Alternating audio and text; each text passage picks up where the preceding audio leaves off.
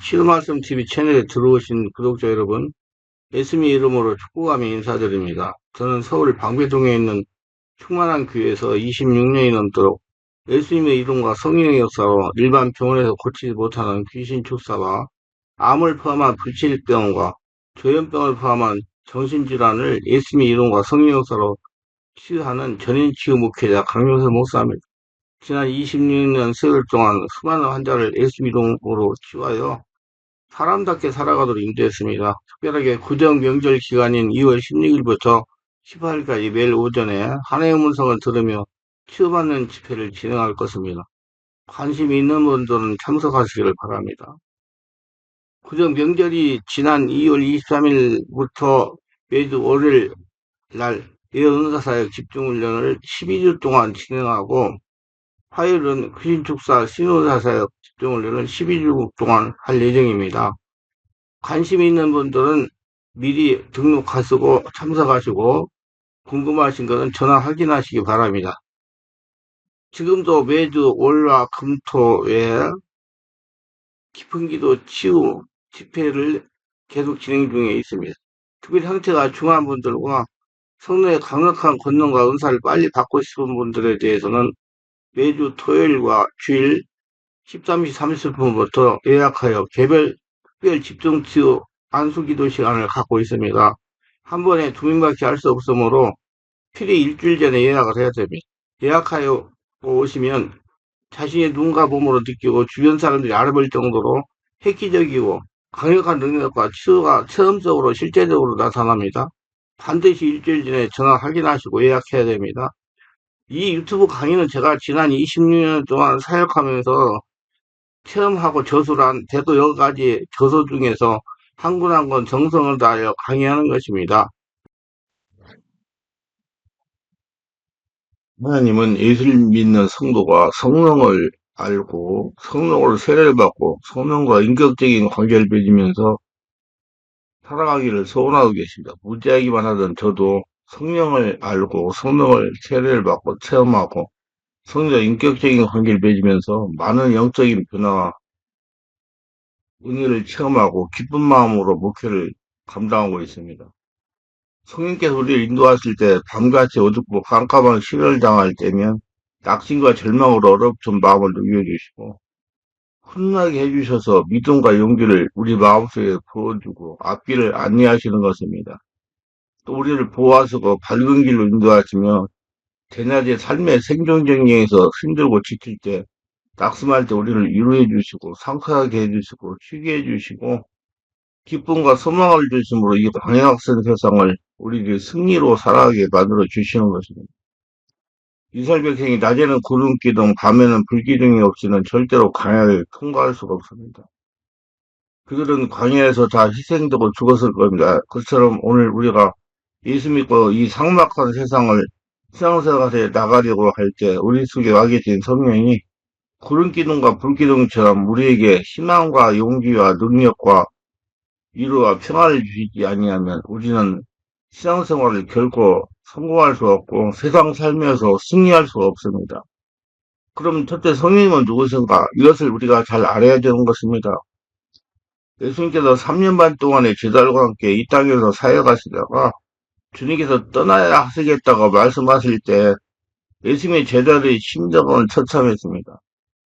그들은 고향 산천 다 떠나서 예수님을 따라 3년 동안 헌신했는데 이제 주님께서 갑자기 그들을 떠나신다고 말합니다. 그것도 비참하게 죄인이 한 사람처럼 잡혀서 십자가에서 처형을 당하여 세상을 떠난다고 하시니까 제자들은 이제는 살 길이 막연했습니다. 고향 산천 돌아갈 수도 없고 이대로 살아갈 수도 없습니다. 이제 모든 유대 민족들이 예수님의 제자들을 적대함으로 그들은 완전히 절망에 처했습니다. 그럴 때 예수님께서는 말씀하시길 낙심하지 말라.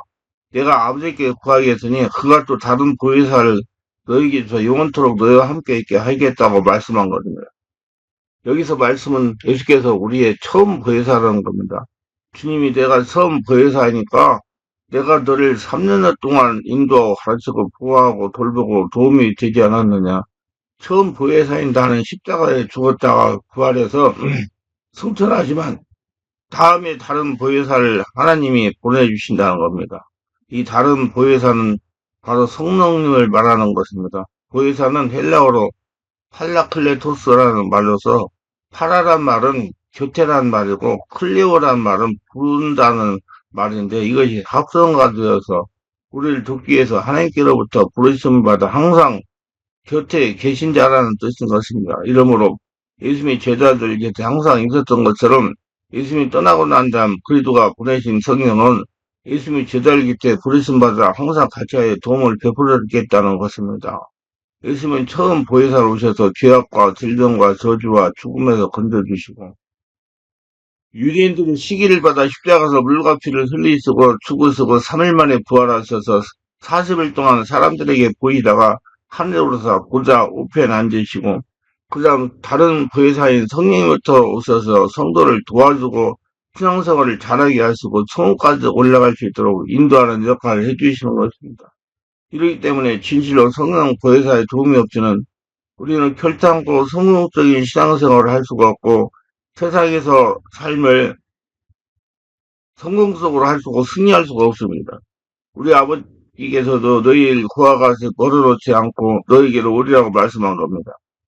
바로 성령이 오신 것은 예수님이 온 것과 똑같은 것입니다. 예수님은 처음 보혜사요. 성령은 다른 보혜사로서 이제 성령은 우리와 함께 거하시고 우리 안에 거하시고 우리를 채우시고 우리와 동거하며 우리를 도우시고 계시는 것입니다. 두 번째 성령을 기다렸습니다. 이 말씀을 들은 예수님의 제자들은 성령 오시를 간절히 기다렸습니다. 이제는 그들은 그와 같이 되었습니다. 내동쟁이 쳐버리고 버림받은 처제 얼때갈 데 없는 상황에 성령이 오시기를 기다리는 것입니다. 예수님 부활하셔서 40일 동안 여러 번 여러 모습으로 나타나셔서 낙심한 제자들을 다 모으셔서 감람산에 오게 하시고 그곳에서 최대한 명령을 내리시다 그들을 보는 앞에서 하늘로 승천에 올라가셨습니다. 사도행전 1장 48절에 사도와 같이 모이사 저에게 분부하여 가라사대 예루살렘을 떠나지 말고 내게 들은 바 아버지 약속하신 걸 기다려라. 요한은 물로 세를 베풀어서 너희는 몇 날이 못되어 성령으로 세를 받으라 하셨느냐. 저희가 모였을 때 예수께서 묻자가 가되 주께서 이스라엘을 회복하심 이때니까 하니 가라사대 때와 기한은 아버지께서 자기의 고난에 주셨으니 너희 알 바 아니요 오직 성령이 너희에게 임하시면 너희가 권능을 받고 예루살렘과 온 유대와 사마리아 땅까지 이르러 내 증인이 되라 하시라고 주님께서 말씀을 하셨습니다. 이 말씀을 듣고 제자들은 예루살렘 마가 요양에 다락방에 모여서 120여 명의 남녀 성도들이 열심히 한 열흘 동안 성령의 오시기를 간절히 기도하였습니다. 그러자 오순절 날이 이러자 갑자기 에서 강한 바람 같은 소리가 나며 그제 방에 가득하더니 불이 혀같이 갈라지는 것이 각 사람의 머리에 하나씩 하나씩 임하여 그리고 성령이 충만함 받고 성령이 말해가심을 따라 다른 방언으로 말하기 시작했으며 이것이 바로 하나님의 성령께서 이 땅에 강림하신 날인 것입니다. 예수께서 부활하사 아버지 보좌 우편에 앉으시며 아버지께로부터 성령을 선물로 받아 제자들에게 부어주신 것입니다. 이래서 그만 성령이 오시고 성령을 받자마자 제자들에게 고단 테러가 다가온 것입니다. 저는 갑자기 성령을 비추심을 통해서 예수의 십자가 죽음과 부활의 인류 구원의 하나님의 역사인 것을 깨닫게 된 것입니다. 그들은 예수 그리스도의 죽음이 비참한 실패라고 생각하고 그것이 그리스도의 복음이 종말인 줄 생각했는데 성령이 와서 비춰주자 그리스도의 십자가를 죽으심과 부활은 바로 인류를 죄에서 구원하는 하나님의 위대한 계획이요 하나님의 은사요 하나님의 승리라는 걸 깨닫게 된 것입니다. 그리고 예수님 몸으로 죽었다가 몸으로 부활하신 것을 그들도 깨닫자마자 몸이 다시 살고 영원히 사는 것을 알게 되어서 인간은 죽어서 사라지는 것이 아니라 인간은 죽음으로도 다시 부활해서 영원히 산다는 확신을 얻게 된 것입니다. 그리고 하나님과 예수님을 살아계심을 몸으로 체험하고 뜨겁게 사랑하게 되었습니다. 하나님의 성령이 속에 들어와 계심으로 성령의 역사가 말미암아 하나님은 살아계신다.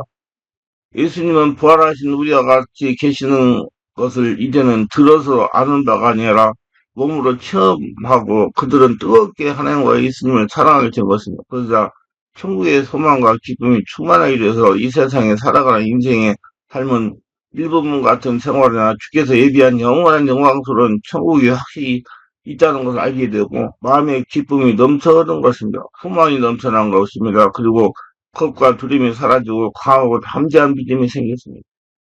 그러니 이나서 온 예루살렘의 복음으로 채우고 유대와 사마리아 땅까지 물밀듯이 그게 복음을 밀고 나가게 된 것입니다. 그리고 그들은 말과 행동에 하나님의 권능과 능력이 나타나서 귀신이 쫓겨나가고 병든 자가 고침받고 하나님의 기적적인 역사가 나타난 것입니다. 당시 사회 낮은 계층의 소수 사람들이나 인류와 세계를 뒤바꿔 놓은 위대한 역사를 베풀게 된 겁니다. 이것이 바로 성령께서 오셔서 그들 생애 속에 일어난 거대한 변화를 말하는 것입니다. 하나님의 성령께서 오늘 우리 가운데 와 계시는데 우리가 이 성령이 인정하고 환영하고 모셔드리고 충만하면 우리 예수 믿는 성도들의 생활 속에 옛날에 사도들이 체험한 그 거대한 변화가 우리에게 똑같이 다가오는 것입니다. 그렇기 때문에 잠자는 교회가 일어나고 잠자는 성도가 새로운 신앙의 불길을 얻기 위해서는 이와 같은 성령과의 만남, 성령의 세례, 성령의 체험이 반드시 있어야 되는 것입니다. 오늘 주님께서 세상스럽게 성령을 하늘에서 부어주실 필요가 없습니다. 성령 오순절 날 이후 2000년 동안 우리 가운데 와 계신 것입니다. 우리가 예수님을 믿고 회개하고 깨닫기만 하면 성령은 바람같이 불같이 생수같이 우리에게 임하서 역사해 주시는 것입니다. 그래서 여러분 성령 세례를 받으려고 그러면 성령 세례 받은 사람한테 가면 성령 세례를 받을 수가 있습니다. 실제 성령이 도와주는 일을 원하는 일들이 뭐냐 알아야 됩니다. 성령이 우리 속에 와 계시기 때문에 성령은 우리 속에서 내적인 계시를 주시는 것입니다. 하나님의 계시를 깨닫게 하시는 것입니다. 성령은 지혜의 영인 것입니다. 이사야서 11장 2절로 말한 것처럼 여호와이신 곧 지혜와 성령이신 모략과 재능이시니요 시습과 노화를 경외한 저 위에 강림하시라 말한 것처럼 우리 속에 와 계신 성령은 지혜의 영인 것입니다.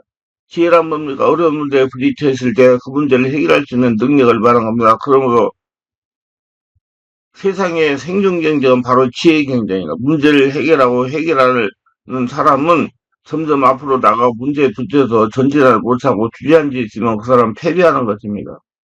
그런데 하나님의 성령께서 지혜의 영으로 우리 속에 와 계십니다. 성경은 바라길 너희가 누구든지 지혜가 부족한 꾸짖지 아니해서 후히 주신 하나님께 구하라. 그리하면 주시리라고 말씀한 겁니다. 주님이 나를 믿는 백성은 모래가 되고 꼬리가 되냐 위에 아래 되지 않고 위에 아래 내려가지 않고 남에게 구워질지라도 꾸지 않겠다는 것은 주님께서 우리에게 넘치는 지혜를 주시겠다는 겁니다. 그러므로 금을 구하지 말고 은을 구하지 말고 지혜를 구하라고 잠언서에 말한 것처럼 자신의 마음속에 성령이 지혜로서 와 계심으로 항상 성령님께 지혜를 구하세요. 현실 문제를 당했을 때 어떻게 문제를 해결할지 지혜를 구하세요. 성령께서는 지혜의 영이십니다. 성령은 총명의 영입니다. 성령께서는 마음속에 총명의 영이 됩니다. 총명의 영이라는 사물을 깨닫는 능력입니다. 성령께서 마음속에 총명의 영이 됩니다. 총명의 영이라는 사물을 깨닫는 능력입니다. 하나님의 차원에서 사물을 깨닫게 하는 능력입니다. 마음이 나둔해서 사물을 깨닫지 못합니다. 무엇이 일어나는지 어떻게 되는지 어떻게 될지 모르고 암담하게 있을 때가 많습니다. 요새는 총명이 없이는 생존기에 살아갈 수가 없습니다. 온 세계의 역사를 통해서 또 경쟁을 통해서 무슨 일이 일어날지 빨리 깨닫고 알아 대처해야 됩니다. 총명이 필요합니다. 이 총명은 바로 성령이 우리 속에 계셔서 총명의 영으로 우리에게 깨닫음을 주십니다. 기도할 때, 물어볼 때 깨달음을 주십니다. 빨리 사태를 깨닫고 거기에 대처하면 사고도 미연에 방지할 수 있고 또 새로운 세계를 열어갈 수가 있는 겁니다. 총명은 얼마나 필요한지 모릅니다. 바로 성령이 총명으로 우리 속에 와 계신 것입니다. 성령은 모락영입니다. 성령은 모락이 우리 속에 들어와 있는 것을 모락이라고 말하면 사람들이 잘못되게 해석하는데 나쁜 모락이 아니라 오살 행해 주시는 영이라는 것입니다. 성령께서 이를 성공시키는 가르침을 주시는 것이 모락입니다. 어떻게 하면 원만한 가정을 가질 수 있는가? 어떻게 하면 좋은 부부관계를 가질 수 있는가? 어떻게 하면 자녀를 잘 기르는가? 어떻게 하면 사업을 잘 성공시킬 수 있는가? 어떻게 하면 이 일을 무사히 잘 해결할 수 있는가? 어떻게 하면 하나님의 기쁘시게 할 수 있는가? 이런 여러 가지를 모사를 주시는 겁니다. 성령은 그 카운슬링을 주십니다. 어려운 문제를 당하면 지혜로운 사람에게 카운슬링을 받도록 하지 않습니까? 성령이 바로 모략의 신이신 겁니다. 모사를 해석을 주십니다. 성령을 구하면 성령이 모사를 주십니다. 삶을 살아가다가 당한 어려움을 성령과 의논하시길 바랍니다. 성령은 재능형입니다. 또한 성령은 재능입니다. 여러 가지 재능을 주셔서 능력 있게 인생을 살아가게 합니다. 사람들 각자를 주님께서 택하셔서 여러 사람의 성향에 따라 특별한 재능을 주시고 특별한 능력을 줘서 그 재능을 가지고 어떤 사람은 노래를 잘하고 어떤 사람은 가르치기를 잘하고 어떤 사람은 설교를 잘하고 어떤 사람은 기계를 잘 만들고 주님께서 주는 믿는 사람에게 여러 가지 특별한 재능을 주셔서 이를 가지고 우리 하나님께 봉사하고 하나님께 영광 돌리고 인류에게 봉사할 수 있도록 만들어 주신 영인 겁니다. 성령은 지식의 영입니다. 지식은 하나님 알고 계시는 비밀을 깨닫게 하는 말입니다. 성경 우리 속에 사물에 대한 정보, 하나님 말씀에 대한 지식을 가르쳐 주시며 영의 문제를 알게 하십니다. 성령께서 여러 가지 지식을 얻게 해주신 겁니다. 성경을 읽어서 깨닫게 해주시고 사물에 대한 정보를 올바르게 깨닫게 해주시고 여기서 무식한 자가 되지 않고 모든 것을 알고 깨달아 알 수 있게 도와주시는 성령인 겁니다. 우리가 문제가 있을 때 문제 원인을 알게 하시는 것이 지식의 영입니다. 나도 모르게 나에게 와 있는 문제를 알게 하시는 영입니다. 상담을 할 때 상담의 근본되는 문제의 원인을 알게 해결하시는 영입니다. 귀신을 촉수할 때 네 말로 역사하십니다. 어떻게 하라고 알려주시는 것은 말입니다. 지식의 영은. 성령은 하나님의 교육케 하는 자. 그것은 하나님의 교육케 하는 영입니다. 마음속에 하나님을 두려워하게 되고 무, 주인으로 모시게 합니다. 항상 성령께서 하나님을 경외하라, 하나님을 두려워 모셔라, 하나님의 주인으로 섬겨라. 그래서 마음에 늘 경건함을 가지고 죄악을 두려워하고 하나님의 거역하는 걸 두려워하고 경건하게 하나님을 주인으로 섬길 수 있도록 회개시키는 이런 역사를 베풀어 주시는 것입니다. 성령은 하나님과 예수를 나타내는 영입니다. 그리고 성령은 하나님의 영으로 하나님과 예수를 알려주시고 나타내는 영입니다. 성경 마치 거울 같아서 우리가 거울을 들여다보면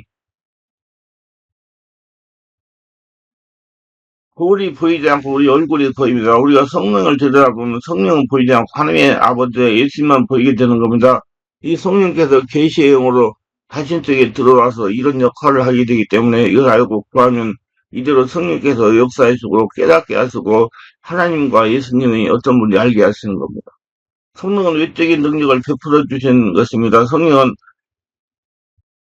우리에게 치유의 능력을 주셔서 병을 고치고 기적을 행하시고 능력을 행하는 은사를 주셔서 기적을 나타내고 믿음을 주시는 은사를 주시고 예언의 영은 하나님 안에 있는 비밀을 말씀의 비밀을 증거하는 능력을 주시고 말씀의 비밀을 듣고 섬기게 하는 은사를 주셔서 열심으로 능히 있게 섬기게 해주시고 가르치는 은사를 줘서 잘 가르치게 만들어 주시고 또 권위 즉 위로하는 은사를 줘서 고통당한 사람의 말로서 잘 위로할 수 있도록 그렇게 해주시고 구제하는 은사를 줘서 특별히 많은 제사를 모아 다른 사람들에게 구제할 수 있는 이런 능력도 은사도 주님 베풀어 주시고 다스리는 은사를 줘서 행정력을 가지고 잘 다스리게 만들어 주시고 또 국력을 베푸는 은사를 줘서 사람들을 불쌍히 여기고 그를 도와서 고아와 가부를 잘 감싸줄 이런 은사도 우리에게 주시는 겁니다.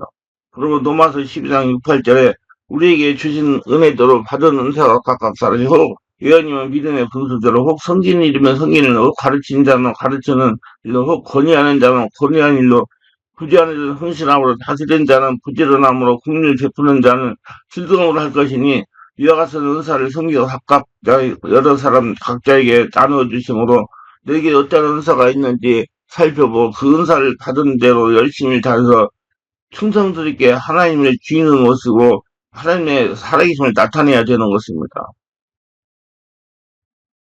성령이 와 계신 사람에게 여러 종류의 은사가 와 계신 것입니다.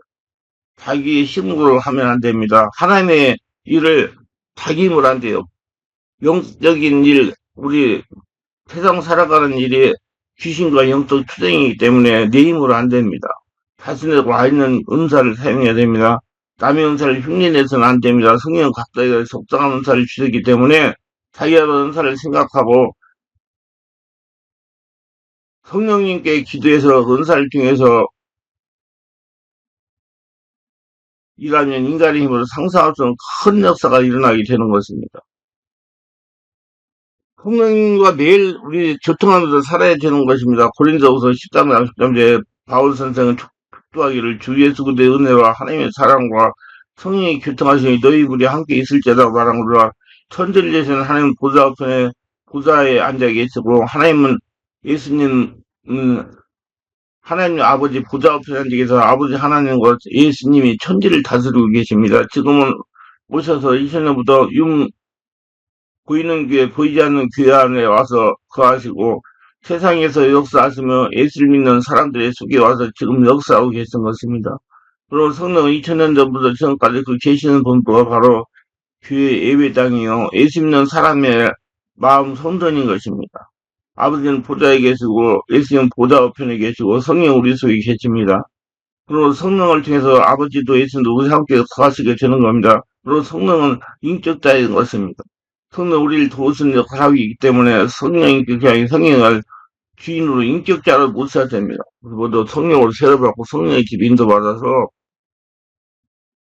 험한 세상, 광야 같은 세상, 신적인 세계를 바라보고 예수님으로 하나 되어 신작게 살아가는 복된 자들 찾으시기를 바랍니다. 기도합니다. 오늘도 저희설교를 끝까지 시청하신 분들 축복하셔서 구독, 좋아요, 알람 설정, 공유하신 분들 축복하시고 우리도 성령을 세례받고 충만받아 성령의 지시, 인도, 주인으로 모시고 세상을 힘있게 권위있게 하나님의 권위를 가지고 살아가는 복된 자가 다 되게 하소서 예수님 이름으로 기도합니다. 아멘.